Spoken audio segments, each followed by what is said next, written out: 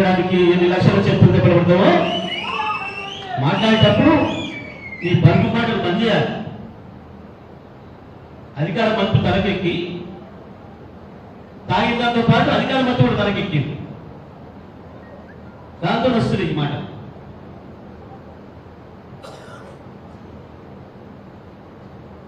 రేపు సాయంత్రంలోగా ఏడాదిగా కేసీఆర్ ఉన్నాడు ఎక్కడ ఉండడం నాగార్జున సాగర్ ఆ లెక్కలో తెలంగాణ పోలీసులు పెట్టి మన కంట్రోల్ చేయకపోతే మీ ముఖ్యమంత్రితో పాటు మంత్రులందరూ కూడా వెంటనే ముఖ్యమంత్రి మంత్రివర్గమే రండా మీకు దమ్ముంటే రేపు సాయంత్రం తీసుకురండి. మళ్ళీ ఎప్పుడు తెలంగాణ చేతులు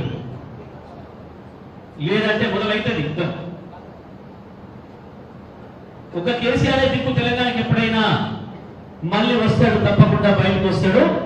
నాగార్జున సాగర్ నీళ్ళ కొరకే వస్తాడు, కృష్ణా జలాల కొరకే వస్తాడు కేసీఆర్.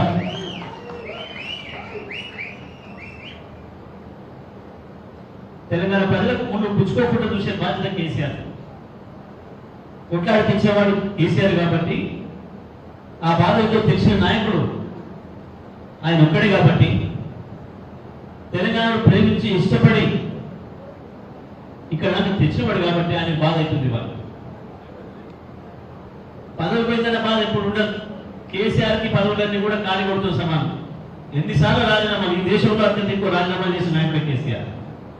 అవన్నీ లెక్క కాదు. కానీ వాళ్ళ బాధ కలుగుతున్నది కేవలం పాయ చూస్తుండగానే కళ్ళ ముందు వెళ్ళిపోతున్నది మన చేతి నుంచి కృష్ణమ్మ. ఏం కావాలి రేపు మన నల్గొండ, ఏం కావాలి ఖమ్మం, మహబూబ్ నగర్, హైదరాబాద్ రంగారెడ్డి ప్రజల పరిస్థితి ఏంది, హైదరాబాద్ మంచిల పరిస్థితి ఏంది?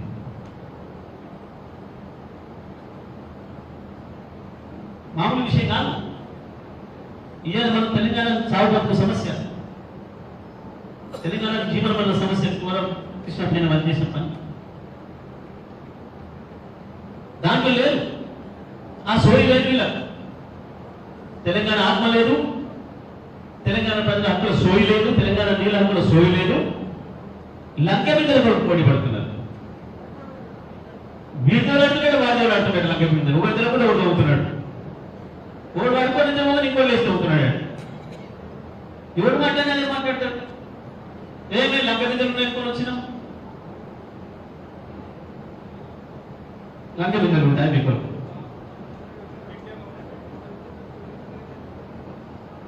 ఏముంటే కేసీఆర్ వచ్చిందని తెలంగాణలో అప్పులే ఉంది. చెప్పిన మన కరెంట్ గురించి మాట్లాడారు, మొగలు పాల్గొంటే చెప్పినాం, ఒక్క వల్ల పడ్డారు. ఆడేది నాకు దాచి పెట్టించిపోతే ఆ మూటలన్నీ నేను కన్సిడర్ చేసి ఇంకా అప్పు తెచ్చినట్టు మాట్లాడేది. చెప్పినాం ఈ మొగాన్ని నువ్వు ఇచ్చే 4 గంటల కరెంట్ కానాడు 24,000 కోట్లు అప్పు చేసిపోయినావు. ఇవాళ నేను తెచ్చిన అప్పుతో ఆస్తులు నిర్మాణం చేసినా 24 గంటల కరెంట్ ఇచ్చినామనే మాట స్పష్టంగా చెప్పాను. ఇప్పుడు ఏం చేస్తున్నావు? ఎవరినంటే రండా అని 24 గంటలు ఇచ్చిన కరెంట్ కావాలని నువ్వేందో ఇస్తా పిక్తాను వచ్చి ఇప్పుడు 16 గంటలు చేసినావు. రండదనం మీదా మాదా? ఎవరిది రండదనం? 24 గంటలు కరెంట్ ఇచ్చినోడుగా, పీకలేక 16 గంటలు చేసినోడుగా. ఉత్తరే పూర్వముఖ మాటలు మాట్లాడి, పొల్లు మాటలు మాట్లాడి కేసీఆర్ మీద ఎదురుదాడి చేసి తప్పించుకుంటాను అనుకుంటున్నారు. మీరు తప్పించుకోలేదు. కృష్ణా జలాల రైతుల నుంచి తప్పించుకోవడం మీ తరంగానిగా. పోయి కేంద్రం కాలు పట్టుకుంటారా, ఇంకేం చేస్తారో మళ్ళీ నాగార్జున సాగర్కి రేవాలి. ఎప్పుడు తెలంగాణ రైతుల చేతులు పెట్టాలి. ఒక్కసారి వరుసగా 4 పంటలు నీళ్ళు ఇచ్చిన మీ మొగాలకు వరుసగా 18 పంటలు నీళ్ళు ఇచ్చేందు కేసీఆర్ వచ్చిన తర్వాత నాగార్జున సాగర్ రైతాంగానికి. మీ మొగాలకు మీరు ఉన్ననాడు, నీ బాస్ చంద్రబాబు ఉన్నాడు. వరుసగా 7 సంవత్సరాలు వచ్చే నీళ్ళు వచ్చినట్టు ఆంధ్ర తీసుకుపోయి డేటా తీసుకపోతే లక్షల రూపాయలు పెట్టి బావు చదువుకున్నారు ఈ రైతులు. ఇవాళ బావులని పోయినాయి, మన పొలాలు అయినాయి, కనబడతలేదు. ఇవాళ ఇప్పుడు ఆ మట్టి ఉంటారు. పోలా నుంచి హాజా పాదయాత్ర చేసినాడు. అది చూస్తున్నది అడిగాడు కేసీఆర్ గారు, ఏంది ఇక్కడ శుద్ధ దొరుకుతుందా, ఏంది గుట్టలన్నీ శుద్ధ కొరకు దొరికిరా అని. శుద్ధ కొరకు కాదన్నా నీళ్ళ కొరకు.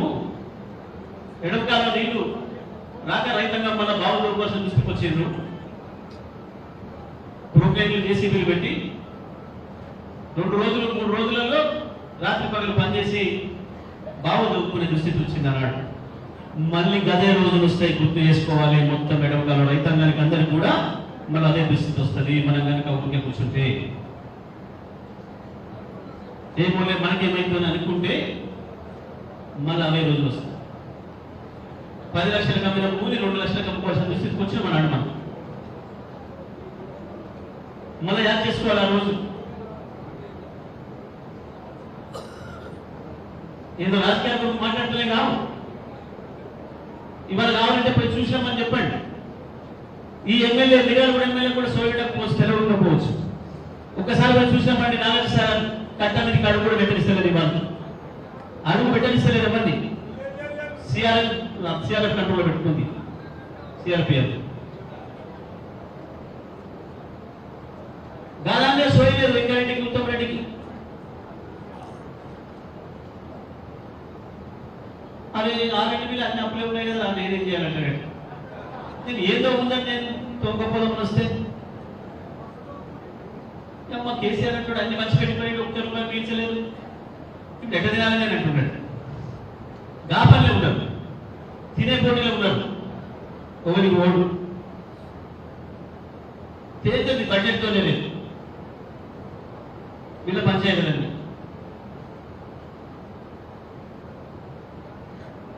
ఈ దొంగల చేతికి ప్రజల పొరపాటు అపోహల వల్ల, అతి నమ్మకాల వల్ల పోయింది రాష్ట్రం. నిజంగా మాకేం పదవితో మనం సుఖపడ్డది లేదు. అసలు ఒక మాట చెప్పాలంటే బీఆర్ఎస్ పార్టీ కార్యకర్తలు కడుపు మార్చుకుంటాం, ప్రజల కడుపులు నింపినాం. మనము ప్రజల కడుపులే చూసాం తప్ప మన కడుపులకి ఎప్పుడు కూడా చూసుకోలేదు. మన జాగాల మీదనే తెలంగాణ ఇంకా అభివృద్ధి జరిగింది. ఒక ఊరికి ఎన్ని రోడ్లు వచ్చినాయి, కానీ ఏ కార్యకర్త జీవితం 10 రూపాయలు రాలేదు. కానీ ఇవాళ మొదలైతుంది. ఆ పని కాకముందే ముందు అడ్వాన్స్ పేమెంట్ మొదలైంది. అప్పుడే పిల్లలను భయపెట్టిస్తున్నారండి. పిల్లల్లో భయపెట్టిస్తున్నారు. అప్పుడే కాంట్రాక్టర్లు భయపెట్టిస్తున్నారు. ఇది వీళ్ళ బతుకు. ప్రజల మీద సోయి లేదు, రాష్ట్రం మీద సోయి లేదు. అభివృద్ధి అంటే అసెంబ్లీ వారు పోలీసులు అడ్డపెట్టుకుని రాజ్యం చేద్దాం అనుకుంటున్నారు. నేను ఒక్కనాడు మాట్లాడలేదు. 10 ఏళ్లలో జిల్లా ఎస్పీతో ఇది చేసింది అనుకుంటున్నాను. ఇవాళ నేను కేసు పెట్టమని చెప్పలే, ఉంటే కేసు తీసేయమని చెప్పాను. రోజు పోలీసులు ఎడబెట్టుకొని తిరుగుతున్నారు. అడిగితే జడ్పీ చైర్మన్ తీసుకుపోయి జైల్లో పెట్టి వీడు రాజనుకుంటున్నాడు. నిజాం రాజా పీకలేకపోయింది. గంట మాట చేస్తేనే అన్ని కలిపేశారు తెలంగాణ ప్రజలు, నల్గొండ జిల్లా ప్రజలు. మీరెంత ఏదడిగినా కేసీఆర్ చేపట్టి వస్తలేదు. కరెంట్ వస్తలేదంటే కేసీఆర్ చేపట్టి వస్తలేదు. ఊళ్ళో మనుషులు వస్తలేమంటే కేసీఆర్ చేపట్టి వస్తలేదు. కాలనీలు వస్తలేమంటే కేసీఆర్ చేపట్టి వస్తలేదు. కేసీఆర్ చేపట్టి వస్తలేమంటే నీకు చేత కాదు, నీ దండం కేసీఆర్ చేతికి 1 నిమిషాలు చేస్తాడు. మళ్ళీ 24 గంటల కరెంట్ 1 రోజులు ఇస్తాడు కేసీఆర్ చేతికి. మళ్ళా పక్కన జరుగుతుంది. అప్పచెప్పుడే మీకు ఇచ్చిపోయినా ఏముందో వినాలి కదా. కనీసం కొత్తది ఇవ్వడం నీతో కాదు. మీరు ఇచ్చిపోయినా నిలబెట్టాలి కదా. మీరు వస్తుందా కరెంట్? అలా వచ్చినట్టు కనీసం పెన్షన్